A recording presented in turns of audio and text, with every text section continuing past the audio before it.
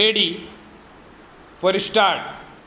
Sir, the House would recall that when I introduced the Constitutional 64th Amendment Bill, I had said that government intended to bring forward in the monsoon session major legislation relating to the urban local bodies. We are now fulfilling that commitment. Already in common parlance, the bill I introduced in the last session is called the Panchayati Raj Bill and this the Nagarpalika Bill. Allow me, sir, to use these familiar names rather than somewhat difficult official titles. The Nagarpalika Bill supplements the Panchayati Raj Bill. The theme of this bill is the same as that of the other constitutional sanction for maximum democracy and maximum devolution, even as we see the strengthening of the Panchayati Raj system as the key to eliminating the power brokers from the life of rural India. So do we see this bill as the key instrument for reducing and eventually eliminating the role of the power brokers in urban India.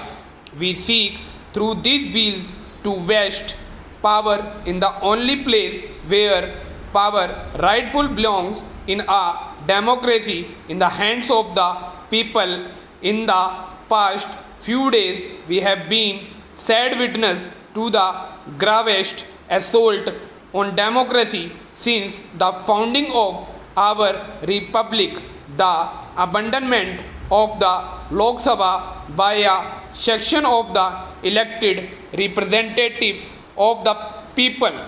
In the last general elections, the people gave the Congress an overwhelming mandate to govern the country for the 5 years. In the same elections, they returned a few opposition members to occupy the opposition benches for the same 5 years. The members of the opposition were elected to fulfill the vital democratic function of contesting the government and its policies right here on the floor of this house, not in the street or in the columns of newspaper. We respect those democratic and independent minded members of the opposition who are here with us today to democratically debate the issues of fundamental national importance which I shall be raising. Para.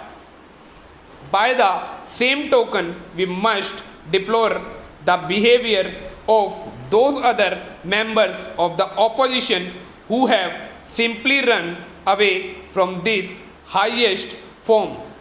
They have abused this noble institution. They have violated their mandate. They have betrayed their constituents. They have eroded democracy itself. Why have they tried to destroy democracy in parliament? I have no doubt that it is primarily because they could not bear to see democracy prosper here.